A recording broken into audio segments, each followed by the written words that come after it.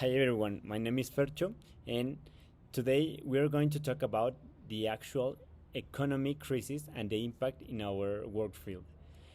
Um, I'm currently studying visual arts, and what I have seen in these last 2 years with the pandemic is that a lot of museums and galleries were affected, and consequently, a lot of people, including the artists, lost their jobs. Um, I think it happened in all work fields. No one was really exempt of this crisis. On the other hand, I think the arts culture grew during the pandemic in social media. I remember that a lot of artists started to create art inspired by the pandemic. In other matters, the pandemic helped people to question a lot of things a lot of things such as their work, what they do, or to notice the most of the problems that are just not caused by the pandemic, like capitalism. And responding the question, is it possible to promote decent jobs in non-developing countries? Well, absolutely no for me. We must understand that the only goal that companies have is raising their profits with the lowest cost possible. By saying this, a lot of companies go to non developing countries because it is cheaper for them to produce their products. These topics fills me with a lot of rage, and because often I hear economists who go through life saying that there can be social responsible companies and that companies bring wealth to society by creating employments. But I learned during pandemic is a lie. There is no such a thing.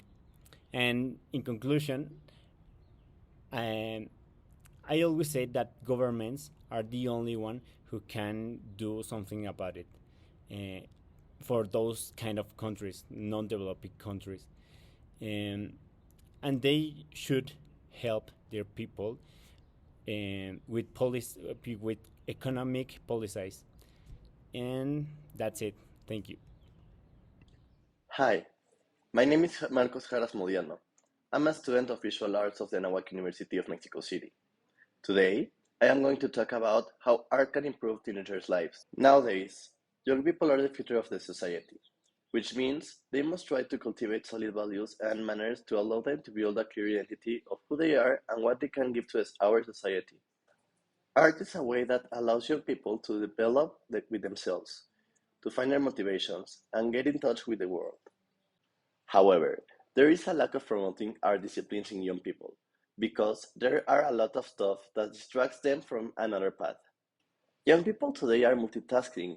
They work, study, go out, play sports. However, educational institutions need to place greater emphasis on cultural and artistic education, such as music, theater, painting, and others.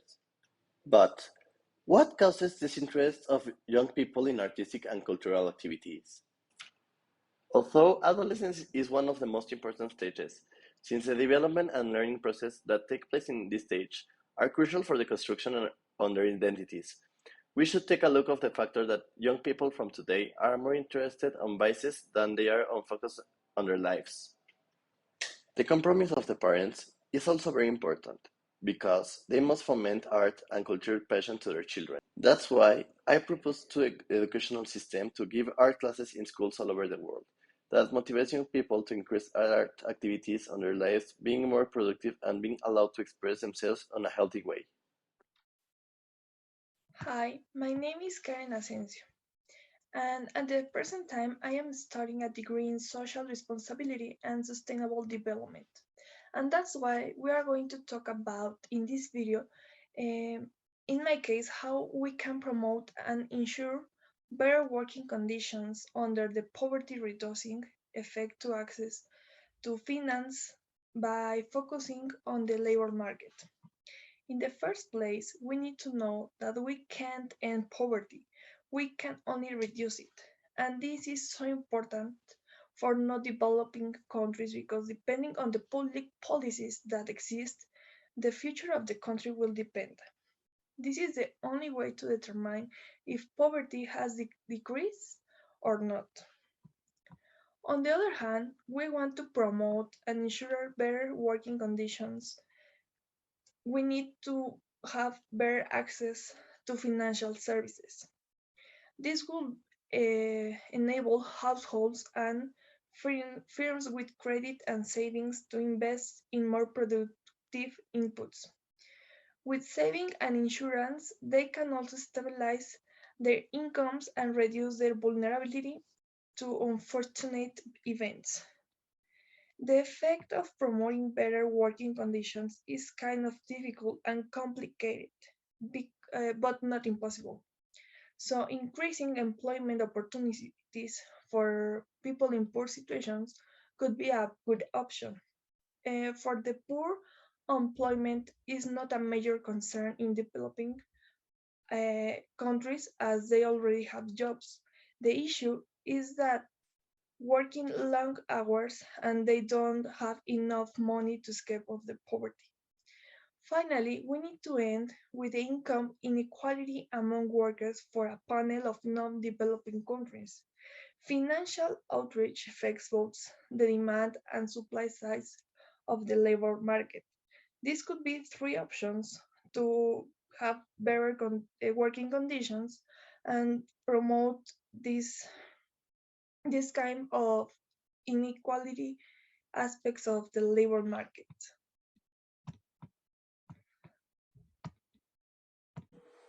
And the other 79% live on a middle class. Um, like I already said, we have 21% living in poverty, and that's how I think that my career help the society nowadays, because now, like all we know, architecture is implementing a new plan of construction that the premises nowadays is to help other people to develop itself. So we think that it's important to implement hospitals. Hi, I'm Daniel, and answering to the question is that it's possible to promote decent jobs on non-developing countries. Well, first we need to know that according to the International Labor Organization, a decent work is a product where are conditions of freedom, human dignity, security, and equality to all the members of the system. Meanwhile, we know that the 21% of the population is in living in poverty, schools, and sanctuaries. Also, I want to mention to Francis Quere, that is a African architect. He is winner of the Pritzker Prize. He's doing exactly this that I'm talking about. That he's from Africa, so he's building schools, hospitals, and at the same people that live in the village, they are bringing to work, and that is helping a lot the economy of that country. So that's why I think it is important to do the same things that he's doing. That's why he won the Pritzker Prize. So also I think that it's important to implement this type of architecture that he is proposing us around the world. And I think that every person that studies or have a degree, with our knowledge, we need to bring it on to help the world be a better place to live for everyone.